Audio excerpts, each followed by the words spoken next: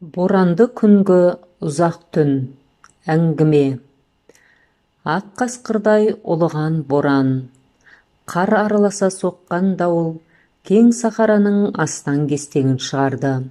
Сақырлаған аяз жерге түкіріп түсуге мұрша бермей сықыр-сықыр етіп, төс әлетіндегідей емес, күн еңкейе әбден қаһарына мінген. Қаңтар болысымен бұл өңірдің әдеті, бет қаратпайтын аязы адамды қажытып, мысыңды құртып мез етеді. Дала сүреңденіп сұрқы қашады, сыртынан әппақ мамықтай көз тартып, бейне бір жылылық білдіргендей болғанымен, ішіне еніп кетсең, қарыған аяз бірден қалтыратып, шек қарныңмен мұздатып қоя береді. Аяздың біздің отбасымызды да қалтыратқанына көп болған. Өзімді зорлап күлдіріп, бір-бірімізге жалған жымиғанымыз болмаса, ішіміз тыстағы аласапыран ұлыған борандай алай-дүлей еді. Үйден ұзап шыққаныма 4 ай болса да, мен үшін 4 жыл өткендей күй кештім. Енді міне оқудан келгеннен бері үйдегілер төңірегімнен шықпай, шүйіркелесіп, мәз болысып жатырмыз. Әжемнің қою күрең шайы мен ботқасын, анамның мейірлене еркелеткенін, сіңілімнің еліктің лағындай секіріп, шолжаңдай ойнағанын сағынғанымды енді сезіндім. Сарғайған сағынышыммен мауқымды басып, жақын жандарымның ыстық ықыласына бөленіп, рахаттанып қалдым. Бірақ бір нәрсе жетпей тұрды, ол әкем. Әжем оқу деп шаршаған ғой ботам, жүдеп, бетінің түгі шығып кетіпті деп, ақ маңдайымнан, бота көздерімнен, қолаң шашымнан айналып келіп сүйе береді. Кешкісін мен іштей аңсап, сарыла күткен, жүдеу тартып шаршаған әкем саулығымды білуге келді. Адамның бетіне тура қарамай, өз-өзінен төменшіктеп, естілер-естілмес күбірлей сөйлеп, аз тұрды да қайта шығып кетті. Сол сәттен бері аспаным айналып, жерге түсіп, тауым шағылғандай жүрегім қан жылап, жан дүнием алай-дүлей күй кешті. Түнімен төсегім жамбасыма тастай батып, кірпік айқастыра алмадым. Анамның күндізгі сынық жүзімен таң атқанша дөңбекшіп шыққаны мұңыма мұң жамағандай. Санам сан тарапқа шашырап, жан таппай, сумаңдаған сумақы ойларыммен бірге атар таңды көзбен атырдым. Бар шешкенім қайткен күнде де әкеммен жүздесіп, қал жағдайын өз көзіммен көріп қайту болды. Түскі астан соң бар жылы киімімді киіп алдым да анама: «Анашым, сыртқа шығып төңірекке көз жүгіртіп жүріп қайтайын, 4 қабырғаға симай кеттім» дедім де тысқа шықтым. 6 айдың аязы бүгінде қаһарына мініп, қылышынан қан тамып тұр. Жер бетін бір нүкте қалтырмай, күмістей ақ ұлпа қар басқан. Кешегідей ұлыған ақ боран жоқ, сықырлаған сайыр аяз ғана. Аяз қаһарына мінген кезде тыстан көп ешкімді көрмейсің, бәрі ініне енген суырдай үйден шықпайды. Әр ауылдың мен мұндалап, анда-санда үрген иттермен, көшедегі ары-бері жарыса сабылысқан темір тұлпарлар ғана мызғыған тыныштықты бұзып, оңаша қалуыңа мұрша бермейді. Мамық далаға көзім тоймай ұзақ қарап тұрдым. Ару қыздың аппақ жүзіне, жұмыр алма мойнына соқтана, жұтына көзбен аймалаған жігіттей тамсана телмірем. Жүруге жүрексіндім. Бір қадам аттасам, қардың пәктігіне арына қиянат жасап алам ба деп қымсынамын. Кенет көзім қарсы беттегі кішкентай дүкенге түсті. Аяғымды аңдап басып, солай қарай бет алдым. Қарсы алдымнан жасы 60-тарға келген қарт әйел қолына бір бөтелке шөлмек ұстап, маған қарсы жүріп келеді. Жаныма жақын келгенде «Сәлеметсіз бе?» дедім. Құлағы жақсы естімей ме, әлде шөлмек жеңіп кеткен бе, бетіме бір қарады да жүре берді. Оның солып бара жатқан жабырқау суық жанары жүрегіме шеге қадап алғандай шым еткізді. жылусыз жүзінен басынан кешкен тағдырын көргендей болдым. Өмірдің кермек дәмін татқан ананың неге бүгін шөлмекті сергеткені айтпаса да әжімді әлпетінде жазулы тұрды. Тағдыр тауқыметін көріп, өмірден бас кешкен қайран ана. Мен еріксіз дүкеннен жанай өтіп, оқшау орналасқан үлкен кірпіш үйге беттедім. Сол абажадай үй, балалығымның балдәурен өткен, туып өскен ыстық ұям, әкем, анамның айтуынша осында жалғыз тұрып жатқанға ұқсайды. Кезінде әкем ақ дегені алғыс, қара дегені қарғыс, ауданның бас дәрігері болатын. Жас кезінде сұңғақ бойлы, қою қара шашты, денелі, сымбатты, көптеген арудың арманы болыпты. Ал анам теңдессіз сұлу, өзі мың бұралған бишеді, ажары ашық, қос бұрымы бұлғақтаған, сал серлердің арманына айналған арман ару, ай мен күн нұрынан жаралғандай әйел атаулының бекзаты болатын. Өмірдің айдын көлінде жүзген осындай екі аққу бас қосып, 20 жыл бұрын қазақтың салт дәстүрі бойынша ұлан асыр тойын жасап, шаңырақ көтеріп түтін түтетті. Бақыт та, байлық та болды. Ел қызыға да, қызғана да қарайтын. Сол көптің тілі тиді ме, көзінің соғы қадалды ма, әлде шайтан айналдырды ма екен, кім білсін. Ес білген кезімнен бастап ата-анамның сөзге келіп қалатынын жиі көретін болдым. Бәлкім бұрын ес білмегендіктен байқамаған да шығармын. Әлі есімде. Театрда істейтін анам, үнемі іс сапарларда жүретін. Әкем тағатсыздана күтіп, анам оралғанша байыз таппайтын. Бірде театрдың жүргізушісі келіп, анамды үйден алып кетті. Баға ашылмаған жан еді оның да. Жасы 30-дарға келгенде әйелі науқастанып дүниеден өтті. Шыр еткен перзент те сүйіп үлгермей, қайғыдан қан жұтып қала берген. Өлгеннің артынан өлмек жоқ. Тірі адам тіршілігін жасап жүр. Үнемі анамды сол ғана үйден алып келіп, алып кетуші еді. Неге екенін білмеймін. Әкемнің суқаны сүймейтін өмірде бір адамы болса, ол осы жүргізуші болатын. Әкем мен анамның көбінесе ұрыстарының себебі де осы болды. Сол күні де әкеме де маза жоқ еді. Бір орнында байыз тауып отыра алмады. Әдеттегідей емес, аздап ұрттап та алған. Анам үйге тым кеш келді. Әкемнің түрі адам шошырлық, тағы ұрыс басталды да кетті. Бұл жолғылары шектен шығып, қол көтеруге дейін жетті. Күннен күнге жағдай ушыға түсті. Әкем жиі аузы қызып, үйге бәле, ұрсуға, сылтау іздей кіретін тапты. Ащы су не істетпейді. Анама жиі қол жұмсап, бірде көзін, бірде бетін көгертіп, таңба салып қоятын болды. Уақыт зымырап, өз арнасымен зулап өтіп жатты. Ақыры анам әкемнің сыбағасының арқасында жұмыстан өз еркімен кетті. Анашым, неге жұмыс істемей бермедің дегенімде маған, мен өнер адаммын, жұрт алдына шығамын, күнде көгала қойдай болып, жығылып қалдым, соғып алдым деп, адам сенкісіз ертек айтқаннан шаршадым. Кеше бірге жұмыс істейтін бір әйелдің дастан қатынына тағы сыбағасын беріпті деп, естірте мысқылдай күлгені жаныма аяздай батты. Таяқ еттен сөз сүйектен өтеді. Сахна менің қайтеңім. Мен жұмыс істемесем аштан өлеміз дейсің бе?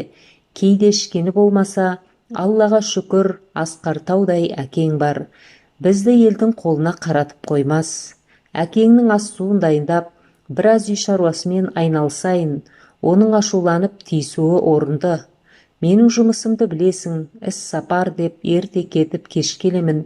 Еркек адам бала сияқты шаршап келгенде, алдында асы дайын, кірі жуылы болу керек. Есіңде болсын қызым, ертең сен де біреуге жар боласың, деді. Анамның айтқанын құптап, енді ұрыс болмайтынына өзімді сендіріп, қуанып жүрдім. Бірақ қуаныштың ғұмыры ұзаққа бармады. Балалық не істетпейді? Өмір туралы ойлап қарағанда, біз үшін қыдыру мен ойын сауық қымбаттырақ қой. Сол қанға сіңген әдетпен бірде оқушылар кештігінен кеш келдім. Есікті ашқан сәтте тілім байланып сол жерде қаққан қазықтай мелшиіп тұрып қалдым. Сонда көргенім әлі күнге дейін көз алдымнан кетпейді. Мүмкін бұл көрініс өмір бойы жолдас болар менімен.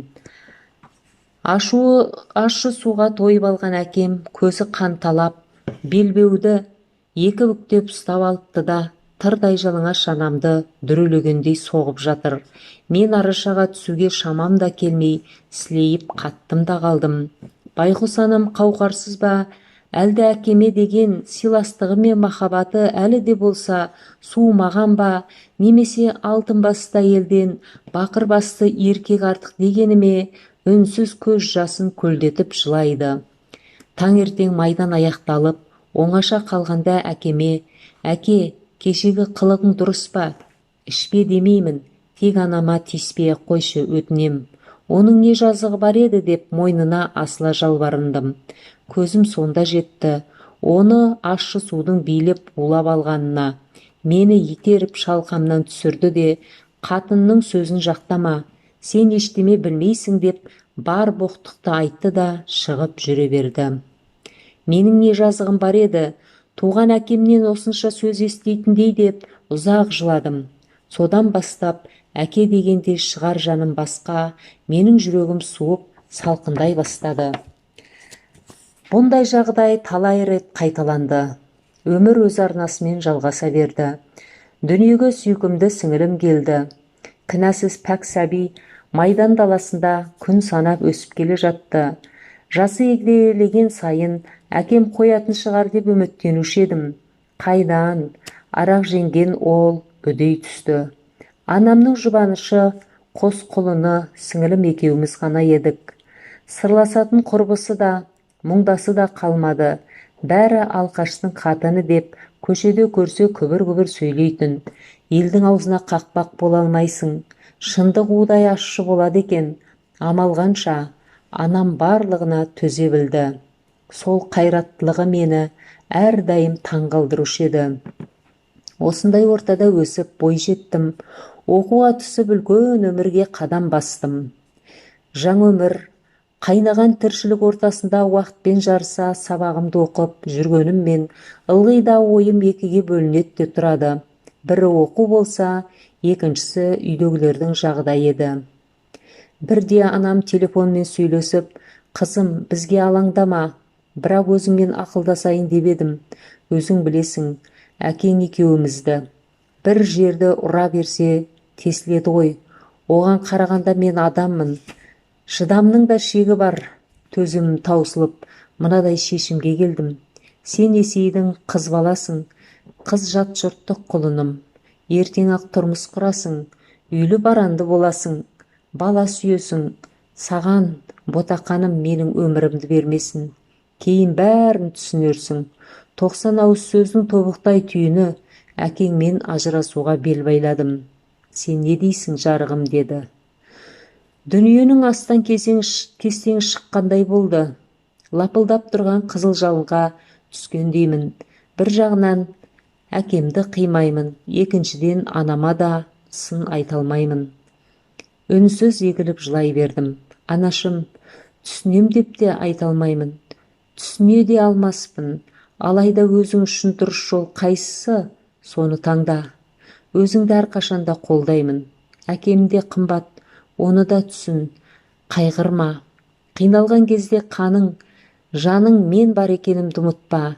Маған екеуің де ардақты ыстықсыңдар. Алыста оқу әлегімен жүрсем де, жүрегім сендермен бірге. Ең бастысы жүрегіңді тыңда. Бұл дүниеге жылап өту үшін келген жоқсың. Осын ойла, аяулы анашым. Дегеннен басқа аузыма сөз түспей, тілім күрмеліп қалды. Бір жұмадан кейін сот арқылы ажырастық деген хат алдым. Содан міне демалыс бастала асыға жеткенім осы болды. Үй дегенде не дейсің? Шаңырағы ортаға түскен. Бұрышы құлаған қорадай. Анам, сіңілім мен нағашыларымда тұрып жатыр екен, сонда келдім. Оқша орналасқан үйдің есігіне келіп, кіруге батпай біраз тұрдым. Балалық шағым еске түсіп, төңірекке шола қараймын. Бәрі маған өзінше бір сыр шертіп, мұңын айтатындай. Бәрі таныс, бәрі баяғыдай. Тек өзгерген біздер ғана. Аяз қойны қоншыма еніп, су маңдап өне бойымды аралап жүр. Тұтқаға қолым қалтырап әрең жетті.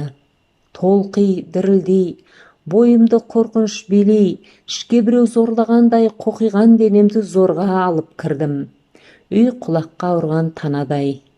Көк тоң болып тоңазып қалған үйде от жағылмағанына көп болғаны көрініп тұр.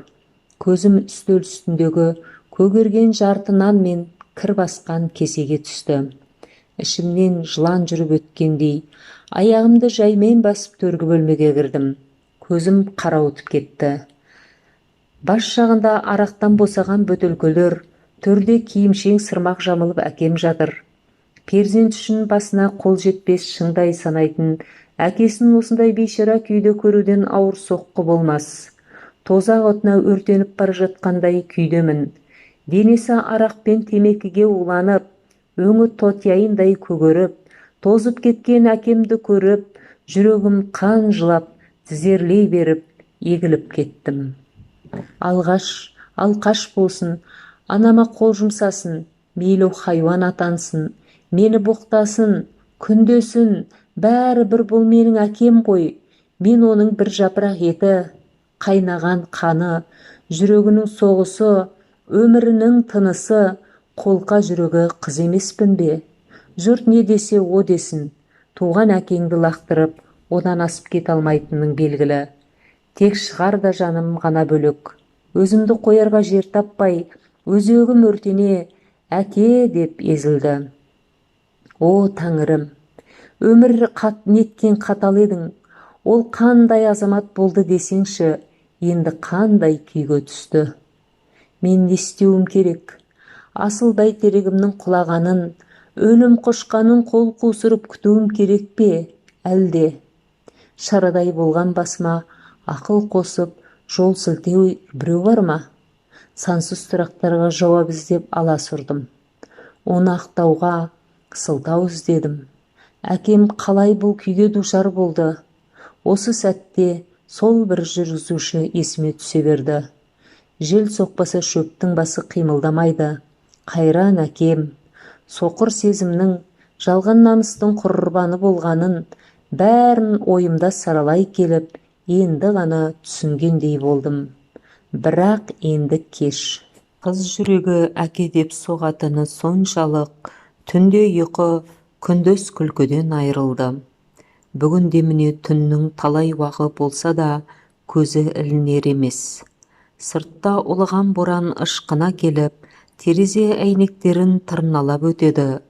Ондайда маржанның тұла бойы қалтырап, өзегін үскірік қарып өткендей бүрісе түседі. Қыстың ұзақ түні ай, соңы.